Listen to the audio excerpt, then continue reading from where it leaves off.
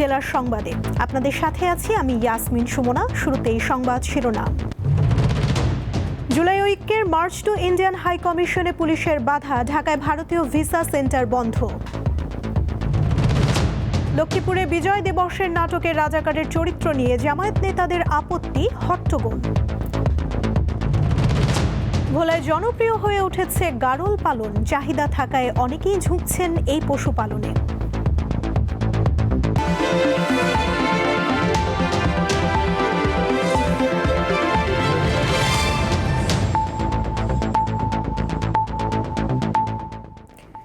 বেশ কয়েকটি দাবিতে ঢাকায় অবস্থিত ভারতীয় হাইকমিশন অভিমুখে পদযাত্রা কর্মসূচি করছে জুলাই ঐক্য নামে একটি সংগঠন। এতে বিপুল সংখ্যক শিক্ষার্থী অংশগ্রহণ নেন। তারা ভারত বিরোধী নানা স্লোগান দিতে থাকেন। মিছিলটি ঢাকায় অবস্থিত ভারতীয় হাইকমিশনের দিকে এগিয়ে গেলে প্রগতি সরণি সড়কে বাধা দেয় পুলিশ। এ সময় প্রথম ব্যারিকেড ভেঙে ফেলে আন্দোলনকারীরা, পরে দ্বিতীয় ব্যারিকেডে বাধা দেয় পুলিশ। এক পর্যায়ে আন্দোলনকারীরা সড়কে অবস্থান নিয়ে বিক্ষোভ মিছিল করেন। এদিকে নিরাপত্তার শঙ্কায় আজ দুপুর 2টায় বন্ধ করে দেয়া হয় যমুনা ফিউচার পার্কে অবস্থিত ভারতীয় ভিসা সেন্টার। তাদের ওয়েবসাইটে নোটিশ দিয়ে বিষয়টি জানানো হয়। প্রগতি সরণিতে আছেন আমাদের সহকর্মী সোহাগ আহমেদ, সরাসরি যুক্ত হচ্ছেন তিনি।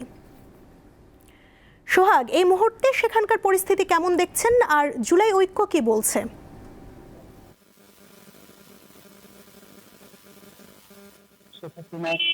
জুলাই গণহত্যাকারীদের দেশে ফিরিয়ে আনা সহ ভারতীয় পক্ষ এবং রাজনৈতিক দলগুলো যারা রয়েছে, মিডিয়া লিগ এবং সরকারি কর্মকর্তাদের অব্যাহত ষড়যন্ত্রের প্রতিবাদে কিন্তু তারা মার্চ টু হাই কমিশন কর্মসূচি আহ্বান করেন। এবং বেলা 3টার শুরু থেকেই কিন্তু বেলা 3টার দিকে রামপুরা ব্রিজে আপনার এই আন্দোলনকারীরা জড়ো হতে থাকে এবং তারা ভারত বিরোধী স্লোগান দিতে দিতে কিন্তু ভারতের হাইকমিশনের কার্যালয়ের দিকে অগ্রসর হলে প্রগতি সরণির সামনে আসলে কিন্তু পুলিশ বাধা দেয় এবং এই পুলিশের বাধা কিন্তু তারা ভেঙে ফেলে সামনে এগিয়ে যেতে চাইলে পুলিশ আবার বাধা দিলে ওখানে কিন্তু আন্দোলনকারীরা তারা অবস্থান নেয় এবং সড়ক অবরোধ করে তারা বিক্ষোভ করে এবং ভারত বিরোধী স্লোগান তারা দিতে থাকে। এই সময় কিন্তু বিপুল সংখ্যক শিক্ষার্থীরা এই যে কর্মসূচি এখানে কিন্তু অংশগ্রহণ করে এবং এইটার যে নেতৃত্বে যে এই কর্মসূচিটি পালন করে সেটা হচ্ছে আপনার যে ছাত্ররা রয়েছে, 24শে গণ অভ্যুত্থানের যে ঐক্যবদ্ধ মোর্চা রয়েছে তারা কিন্তু এটা নেতৃত্বে দেয় এবং যখন এই পুলিশ এদেরকে বাধা দেয় তখন এরাই সড়ক অবস্থান কর্মসূচি করলে এখানে কিন্তু আপনার যে ঢাকা বিশ্ববিদ্যালয় কেন্দ্রীয় ছাত্র সংসদের যে ডাকসুর সমাজসেবা সম্পাদক এবং জুলাই ঐক্যের যে সম্পাদক এপি জুবায়ের কিন্তু বলেছেন যে বাংলাদেশ স্বাধীনতা সবচেয়ে বড় হুমকি ক্রমাগত হচ্ছে ভারতীয় আগ্রাসন এবং বাংলাদেশ জুলাই আগস্টের যেসব খুনিরা ভারতে পালিয়েছে তাদের ফিরিয়ে দেওয়া এবং ভারতীয় আগ্রাসনের বিরুদ্ধে প্রতিবাদ জানাতে বাংলাদেশের জনগণকে সঙ্গে নিয়ে তারা কিন্তু এই জুলাই ঐক্য ভারতীয় কমিশনের বিরুদ্ধে মার্চ করবে এবং তারা 3টা থেকে প্রায় 4:30 পর্যন্ত তাদের এই কর্মসূচি কিন্তু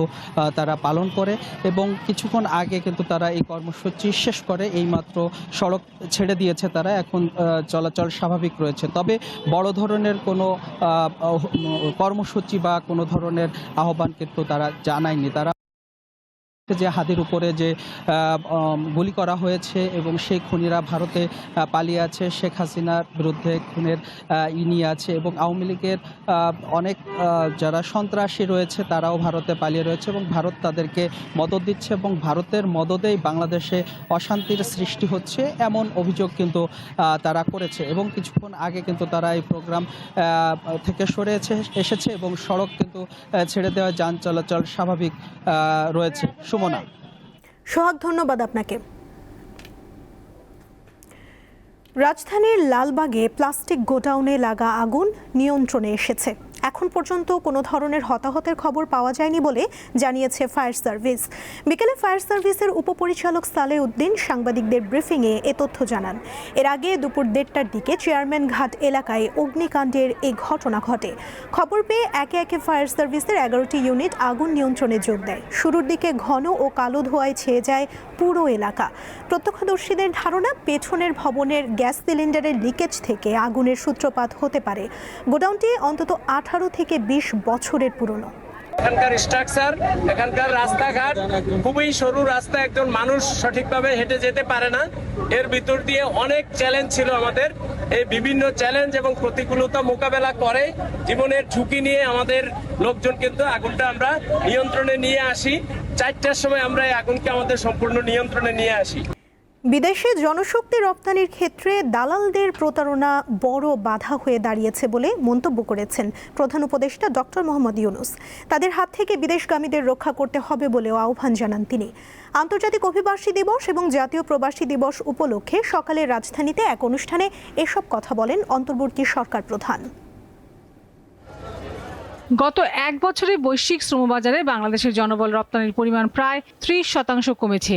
এর পাশাপাশি গত কয়েক বছর ধরে আন্তর্জাতিক অঙ্গনে দেশের শ্রমবাজার ক্রমেই সংকুচিত হয়ে চলেছে। বাংলাদেশ জনশক্তি কর্মসংস্থান ও প্রশিক্ষণ ব্যুরোর তথ্য অনুযায়ী 2024 সালে বাংলাদেশ থেকে 10,11,869 জন কর্মী বিদেশে গিয়েছেন। এছাড়া বন্ধ রয়েছে 3টি বড় শ্রমবাজার, মালয়েশিয়া, ওমান ও সংযুক্ত আরব আমিরাত। এমন অবস্থায় বুধবার পালন হয় আন্তর্জাতিক অভিবাসী দিবস ও জাতীয় প্রবাসী দিবস। দিনটি উপলক্ষে রাজধানীর ওসমানী স্মৃতি মিলনায়তনে বিশেষ আয়োজন করে প্রবাসী কল্যাণ ও বৈদেশিক কর্মসংস্থান মন্ত্রণালয়। এতে অংশ নিয়ে উপদেষ্টা জানান, অন্তর্বর্তী সরকারের নেওয়া কিছু পদক্ষেপের ফলে বর্তমান পরিস্থিতির কিছুটা উত্তরণ ঘটেছে। হুন্ডির যে চ্যালেঞ্জটা সেটা অনেকাংশে কমেছে। আমাদের সরকারের প্রতি ভালোবাসা থেকে আমাদের প্রবাসী ভাই বোনরা আমাদের রেগুলার চ্যানেলেই টাকা পাঠাচ্ছেন, ব্যাংকিং চ্যানেলের মাধ্যমে। কিন্তু এই যে মধ্যস্বত্বভোগীরা যে আপনার প্রবাসী কর্মীদেরকে চাকরি দেওয়ার কথা বলে নিয়ে যাচ্ছে, আমাদের বোন বলেছেন কি অবর্ণনীয় পরিস্থিতির সম্মুখীন হতে হয়। এগুলি জিনিস চেঞ্জ করার জন্য আমরা অনেক আইনগত পরিবর্তন করেছি। অনুষ্ঠানে অংশ নিয়ে প্রধান উপদেষ্টা বলেন, মধ্যপ্রাচ্য থেকে শুরু করে একাধিক দেশের অভিযোগ, বাংলাদেশ থেকে যাওয়া বেশিরভাগ কর্মীরই কাগজপত্র অবৈধ। শুধু একটা দেশ, একাধিক দেশে একই অভিযোগ। তোমাদের লোক নেব কি করে? কাগজপত্র সুখ দোয়া। ওই যে শব্দটা ম্যাজিক ওয়ার্ড যেটা উল্লেখ করলাম, ওটাই হলো আসল দালাল। এই দালাল থেকে সবকিছু উৎপত্তি হচ্ছে। সে কাগজপত্র তার কারখানাতেই তৈরি হয়ে গেল সবকিছু। দেশের সঙ্গে তার কোনো সম্পর্ক নেই। কি কাগজ লাগবে মানিয়ে দিচ্ছি। যাকে যে কথা বলে তার থেকে টাকা আদায় করে একবার তার পৌঁছে দিলে সে টাকা সব পেয়ে যাচ্ছে। আমাদের কপালে কি থাকবে? আমরা একটা জালিয়াত দেশ হিসেবে, জালিয়াত জাতি হিসেবে বেঁচে থাকবো। পৃথিবীতে তারুণ্যের অভাব রয়েছে উল্লেখ করে ডক্টর ইউনূস বলেন, বাংলাদেশ তারুণ্যের খনি, এদেরকে মাটি ভেবে ফেলে রাখা যাবে না। পৃথিবীতে তারুণ্যের অভাব, আর আমরা হলাম তারুণ্যের খনি। এটা আমাদের মাথায় ঢুকতেছে না। এটা সোনার খনির চেয়েও বেশি গুরুত্বপূর্ণ। আমাদের 18 কোটি লোকের মধ্যে 9 কোটি লোকের বয়স 27 বছরের কম। এর থেকে তরুণ জনসংখ্যা কোথায় পাবো? সারা দুনিয়াকে আসতে হবে এখানে। যদি আমরা আমাদের এই রাস্তাগুলো সাফ করে ফেলতে পারি, দালালের খপ্পর থেকে আমরা বাঁচতে পারি, আমাদের নিয়ম শৃঙ্খলা আসতে পারে, জালিয়াতিত্বকে বাঁচতে পারে, এটাকে ঠেকানোর কোনো উপায় নেই। বিশেষজ্ঞদের মতে, গুটি কয়েক দেশ নির্ভর শ্রমবাজার বাংলাদেশের অর্থনীতির জন্য বড় ঝুঁকি তৈরি করেছে। এর মধ্যে কোনো একটি দেশ অভিবাসন নীতি পরিবর্তন করলে বা বাংলাদেশিদের জন্য শ্রমবাজার বন্ধ করে দিলে বাংলাদেশের জনশক্তি রপ্তানি মারাত্মকভাবে ক্ষতিগ্রস্ত হতে পারে। এতে নেতিবাচক প্রভাব পড়বে রেমিটেন্সে। খোঁজ নিতেই হবে এবং সেটা সন্ধান করতে হবে। সন্ধান করলে এই খনির গোড়াগোটায় সেখানে আসতে হবে। লাবণী গুহ, দীপ্ত সংবাদ, ঢাকা।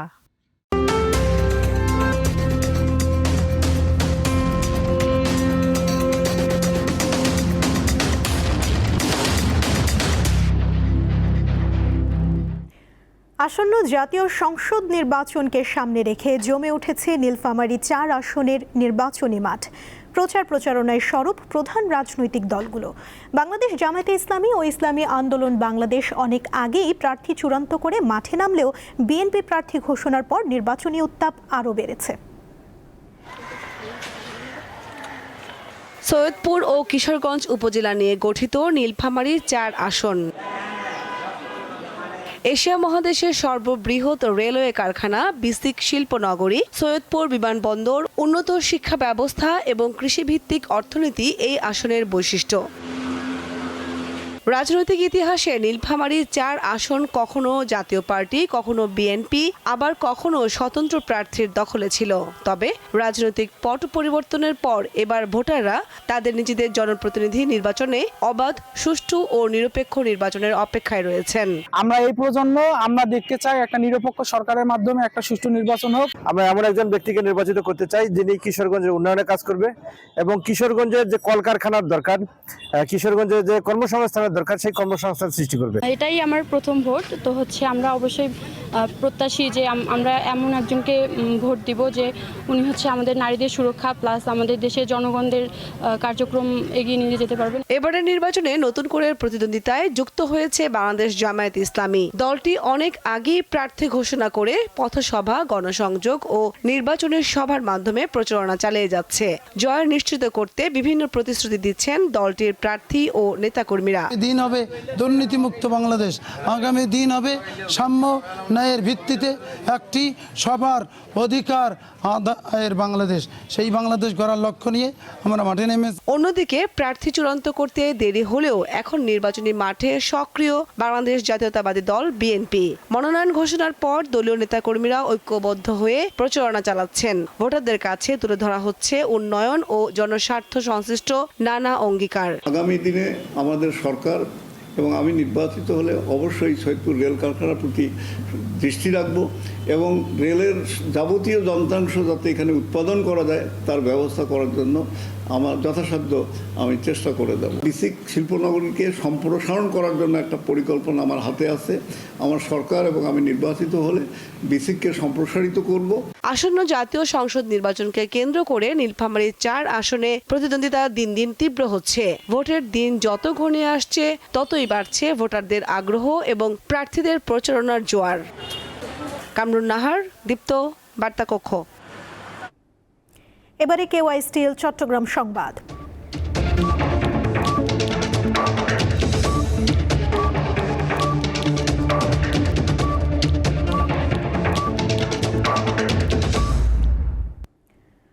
লক্ষ্মীপুরে মহান বিজয় দিবস উপলক্ষে আয়োজিত এক অনুষ্ঠানে মুক্তিযুদ্ধের গল্পের রাজাকারের পাঠ নাটকের পোশাক নিয়ে প্রতিবাদ জানিয়েছে জামায়াতের নেতাকর্মীরা। নাটকে রাজাকারের চরিত্রে অভিনেতাদের পাঞ্জাবি ও টুপি পরিধান এবং নারী নির্যাতনের দৃশ্য প্রদর্শিত হওয়ায় জামায়াতে ইসলামীর স্থানীয় নেতারা বাধা দেন। তাদের অভিযোগ, এই পোশাকে অভিনয় করায় মুসলমানদের ধর্মীয় অনুভূতিতে আঘাত করেছে। সকালে উপজেলার আলেকজান্ডার আসম ও আব্দুর রব সরকারি কলেজ মাঠে কুচকাওয়াজের পর এই ঘটনা ঘটে। এর একটি ভিডিও সামাজিক যোগাযোগ মাধ্যম ফেসবুকে ছড়িয়ে পড়লে তা ব্যাপক আলোচনার জন্ম দেয়। উপজেলা জামায়াতের আমির আব্দুর রহিম জানান, পাঞ্জাবি টুপি পরে অভিনয় করায় প্রতিবাদ জানানো হয়েছে। পরে নাটকটি বন্ধ হয়ে যায়। চট্টগ্রামেও শুরু হয়েছে জাতীয় সংসদ নির্বাচনে 16টি আসনের প্রার্থীদের মনোনয়ন ফরম সংগ্রহ। সকাল থেকে চট্টগ্রাম জেলা প্রশাসকের কার্যালয় থেকে মনোনয়ন ফরম সংগ্রহ করেন নানা আসনের প্রার্থীরা। জেলা প্রশাসক নিজেই ফরম তুলে দেন তাদের হাতে। ত্রয়োদশ জাতীয় সংসদ নির্বাচনের জন্য জেলা প্রশাসন থেকে ফর্ম সংগ্রহ করেন চট্টগ্রাম 1, 2, 3, 6, 7 এবং 12, 13, 14, 15, 16 আসনের প্রার্থীরা। আর বিভাগীয় কার্যালয় থেকে সংগ্রহ করা হয় চট্টগ্রাম 4, 5, 8, 9 ও 10 আসনের মনোনয়ন ফর্ম। এছাড়া সিনিয়র নির্বাচন কর্মকর্তার কার্যালয় থেকে ফর্ম সংগ্রহ করেন চট্টগ্রাম 11 আসনের প্রার্থীরা। এখানে প্রত্যেকটা নাগরিকের একটা দায়িত্ব থাকবে এবং তার যে একটি দেশের জন্য করার সেই মন মানসিকতা তৈরি হয়, তাকে সেইভাবে উজ্জীবিত করা, আমরা সেটির কাজ করে যাচ্ছি।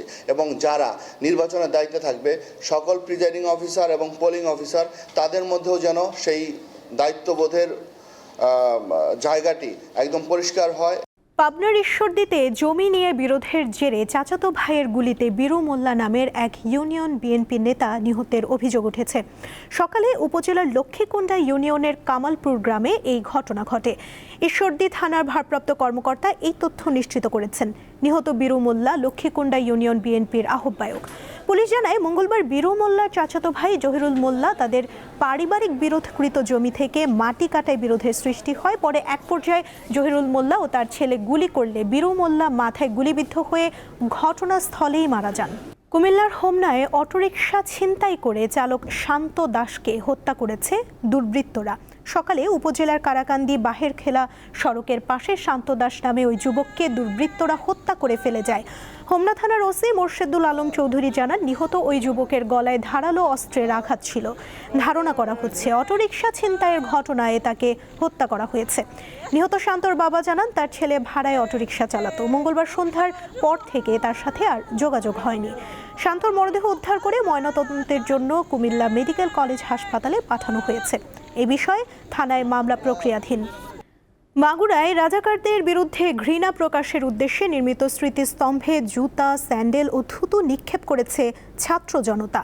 দুপুরে মাগুরার সরকারি হোসেন শহীদ সোহরাওয়ার্দী কলেজ ক্যাম্পাসের সামনে রাজাকার স্মৃতিস্তম্ভ নির্মাণ করা হয়। নির্মাণ শেষে সেখানে বিক্ষুব্ধ শিক্ষার্থীরা জুতা, স্যান্ডেল ও থুতু নিক্ষেপ করে প্রতিবাদ জানায়। এ সময় উপস্থিত ছাত্ররা বলেন, 1971 সালে যারা দেশের বিরোধিতা করেছে, পাকিস্তানি হানাদার বাহিনীর সহযোগী হিসেবে মা বোনদের সম্ভ্রমহানি করেছে এবং নিরীহ মানুষ ও মুক্তিযোদ্ধাদের হত্যা করতে সহায়তা করেছে, তাদের প্রতি ঘৃণা জানাতেই এই কর্মসূচি। প্রায় 6 বছর পর রাজশাহী বিশ্ববিদ্যালয়ে অনুষ্ঠিত হলো দ্বাদশ সমাবর্তন। সকাল 8টায় বিশ্ববিদ্যালয়ের স্টেডিয়াম মাঠে এই অনুষ্ঠান শুরু হয়। এবারের সমাবর্তনে 2016 সাল থেকে 2018 সাল পর্যন্ত স্নাতক সম্মান ডিগ্রি অর্জনকারী 12টি অনুষদের মোট 5,969 জন শিক্ষার্থী অংশ নেন। এর মধ্যে 79 জনকে পিএইচডি, 11 জনকে এমফিল এবং 740 জনকে এমবিবিএস ডিগ্রি প্রদান করা হয়। সমাবর্তন অনুষ্ঠানে সভাপতিত্ব করেন অন্তর্বর্তী সরকারের শিক্ষা উপদেষ্টা প্রফেসর ডক্টর চৌধুরী রফিকুল আবরার। আর বিশেষ অতিথি ছিলেন অন্তর্বর্তী সরকারের পরিকল্পনা উপদেষ্টা প্রফেসর ডক্টর ওয়াহিদুদ্দিন মাহমুদ। মনে রাখবে, জ্ঞান শক্তিশালী এবং সেই শক্তি সততার সাথে ব্যবহার করা উচিত। তোমার কণ্ঠস্বর ব্যবহার করো, তোমরা বিচার বুদ্ধি ব্যবহার করো, তোমাদের শিক্ষা ব্যবহার করো কেবল পেশাগত উৎকর্ষতার জন্য নয়, বরং একটি ন্যায়সঙ্গত মানবিক সমাজ করার জন্য।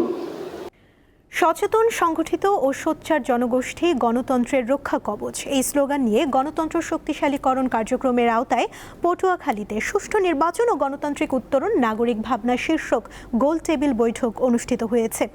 দুপুরে সুশাসনের জন্য নাগরিক সুজন পটুয়াখালী জেলা কমিটির উদ্যোগে শহরের একটি রেস্তোরাঁয় এই বৈঠক হয়। সুজনের পটুয়াখালী জেলা কমিটির সভাপতি মুক্তিযোদ্ধা মানস কান্তি দত্তের সভাপতিত্বে বৈঠকে বক্তারা জানান, অবাধ, সুষ্ঠু ও অংশগ্রহণমূলক নির্বাচন গণতন্ত্রের মূল ভিত্তি। নির্বাচন ব্যবস্থায় স্বচ্ছতা, জবাবদিহিতা ও আইনের শাসন নিশ্চিত করতে স্বাধীন নির্বাচন কমিশন, সমান মাঠ এবং ভোটাধিকার প্রয়োগের নিরাপদ পরিবেশ তৈরি করতে সরকারকে আরও কার্যকরী পদক্ষেপ নেওয়ার অনুরোধ জানান তারা। উন্নত প্রজাতির গারল ভেড়া পালন করে সাফল্য পেয়েছেন ভোলার খামারি ফিরোজ। স্বল্প পুঁজিতে শুরু করলেও এখন তার মাসে আয় লাখ টাকার বেশি। গারলের মাংস সুস্বাদু এবং বাজারে ভালো চাহিদা থাকায় অনেকেই ঝুঁকছেন গারল পালনে। গারল হলো ভারতীয় প্রজাতির উন্নত জাতের এক ধরনের ভেড়া। ছাগলের তুলনায় এই প্রাণীর রোগ কম হয় এবং খাবারের খরচ কম। আকারে বড় হয়, মাংসও বেশি পাওয়া যায়।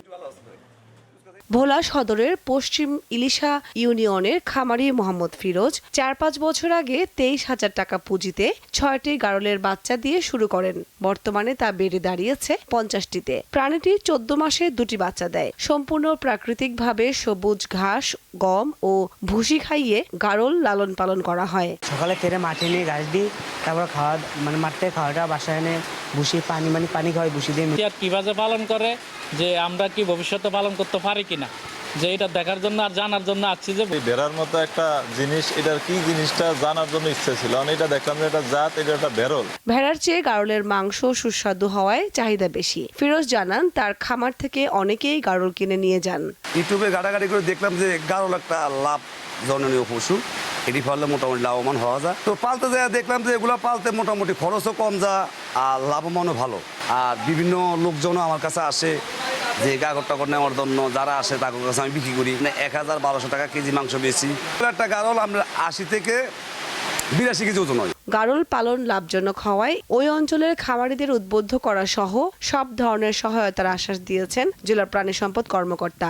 গারল পাললে খামারিরা লাভবান হবে, আমরা গারল পালার জন্য খামারিদেরকে উদ্বুদ্ধ করছি এবং যত ধরনের সহযোগিতা আছে প্রযুক্তিগত সহযোগিতা করছি। 50টি গারল থেকে বছরে 9 লাখ টাকা পর্যন্ত আয় করা সম্ভব বলে জানিয়েছেন ফিরোজ।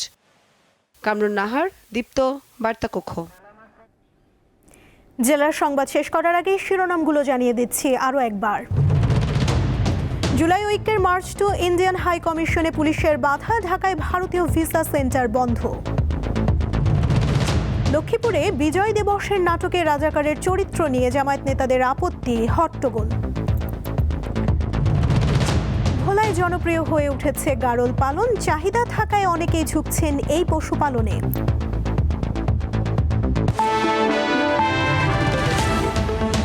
এই ছিল এখনকার মতো। এরপর 6টা 40 সন্ধ্যার সংবাদ দেখার আমন্ত্রণ রইল। এছাড়া আরও তথ্য পেতে যুক্ত থাকুন দীপ্ত ডিজিটাল প্ল্যাটফর্মের সাথে। ধন্যবাদ সবাইকে।